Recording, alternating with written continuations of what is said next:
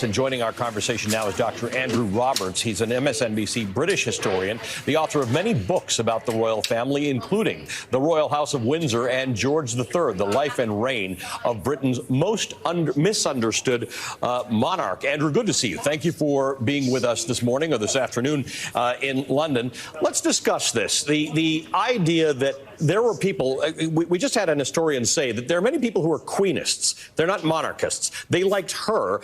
They're either bored with the institution or think that it needs to change or aren't going to be that into the next king. Give us your evaluation of that. I think that's wildly overstated, frankly. I think when you look at all the opinion polls, we're about 80 to 85% in favour of having a constitutional monarchy, whoever's on the throne.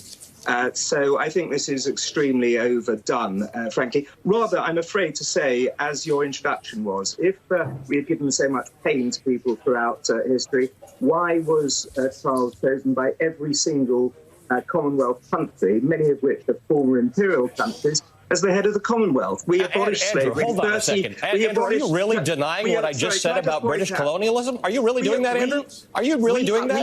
We abolished slavery. Andrew, this is not a propaganda show.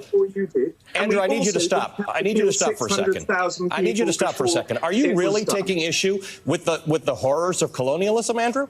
I'm certainly taking issue with your remarks about slavery, which we abolished 32 years before you did, and we didn't have to kill 600,000 people in a civil war over it. I wanted to ask your response to Charles, at the time Prince Charles, just a few weeks ago, praising the contribution of Jamaicans to British life as immeasurable in a message commemorating Jamaica's 60 years of independence from the UK. Now you have Jamaica also talking, like Antigua and Barbuda, of a referendum on complete independence, on becoming a republic. What do you think the outcome of that will be, and what would reparations and an apology look like to you? Be adequate for you? By the way, it's an honor to speak with you again after so many years, having talked to you in Brooklyn. All right. What he's saying is what we expect him to say. You know, actions speak louder than words. And if he is here now to do certain things, he must understand how we feel as African people in this part of the world and what his family and ancestors did. So to address the situation, it's not just to say why he feel bad about what is happening. That is not apologizing, because he did that already. He came to the Caribbean and said, well, I feel bad about what was happening. We need somebody saying, look here, we see what happened, and we was responsible for it, and we're sorry, and we're going to make amends. And the amends come with what them call getting something going between the governments of the different countries then to facilitate reparations and repatriation. Because we're not taking that out for those who desire to go back to Africa, because we came to Jamaica not by free will, but by force. Nobody asked to come to the Caribbean. None of these Africans, at least my ancestors, never asked to come here. So the Rastafari community is crying out, say, reparation, repatriation, meaning that those who desire us of going back to Africa must be able to do this without the argument about Commonwealth of Nations. And that is really an hindrance. There's no moving away from the Queen and the monarchy if the countries that claim getting rid of the monarchy is one. But if you still in the Commonwealth of Nations, that still bind you and grip you to the same colonial system that you are trying to break free from. There's no getting rid of the Queen or getting rid of the King, and you're still into the Commonwealth. We as Jamaicans, there's a lot of grandfathers and who's living today who fought in the Royal Air Force during the World War II and who went to England to help build up England. And what we hear now, first of all, Jamaicans have to have a visa to go to the so-called motherland. Jamaicans is not allowed to stay there at a certain length of time. And now we have the Windrush people who just recently, we see that they're trying to send back people who was in England for 60 years and have children at them house and everything. They're sending them back to Jamaica. That is one of the most racist things that I have ever seen in my lifetime. Where you go to build a country. Mutawaruka, I'd like to bring in on this issue of reparations, Dobrino Marde also, if you could tell us in the letter that your commission submitted to the royal family, what were some of the demands and how do you see reparations? Certainly. The letter that we wrote, well, it would have been our second letter addressed to British monarchs. Earlier, I think maybe about a year or two before, Prince Harry was here. And certainly this year or last year, I mean, I'm getting lost within this COVID mess. The other brother was also here, who is now, I guess, destined to be the next King of England. And our letter simply said to them that we were very tired and rather insulted by their approach of telling us things that we already knew. That we knew that slavery was horrible. They didn't have to tell us that.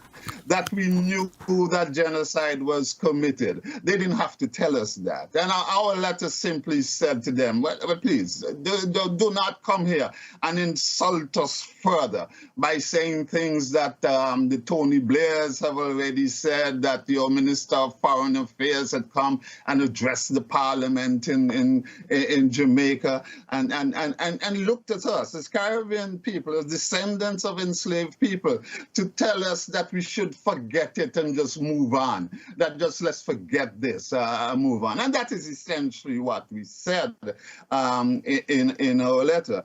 Now, in response to your the other part of your question of what does reparations look like for us? What does this moment mean to us in the reparations struggle?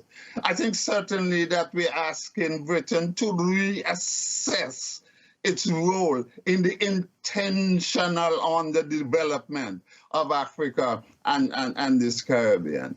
Asking Britain to reassess its role in the genocide, in the plunder, in the violence that it exerted on African people on the continent and here in the Caribbean.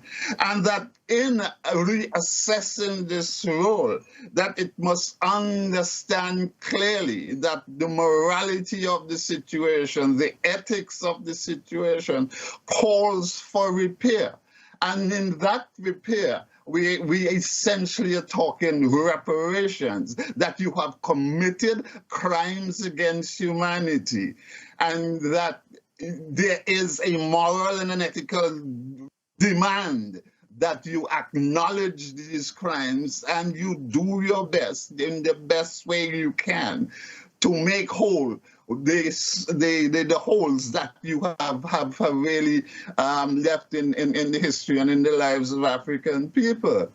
I'm a member of the CARICOM Reparations Commission as chairperson of the Antigua and Barbuda Reparations Commission, and that commission has issued a 10-point plan that defines for the international community, defines for us here in the Caribbean, how we see reparations. The plan that we have issued is a development plan. It's in contrast, let's say, to the legacy reparation plans that are being developed elsewhere in the diaspora, where individuals are identified as the recipient of reparations. The CARICOM Reparations Plan talks of development. In the first instance, it identifies those areas in our development across this region where the hurt of enslavement and genocide continues to exist and continues to impact on the lives of Caribbean people today.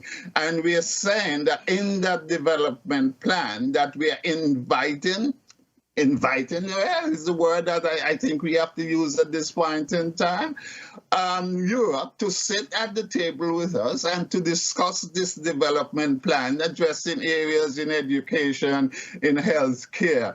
And as Mutabarak has just said, we include in that this whole question of repatriation of those persons who want to go back to the continent. We're talking we have 15 seconds. Yeah, we're talking psychological. We're talking debt. We're talking debt relief. A number of issues within that 10-point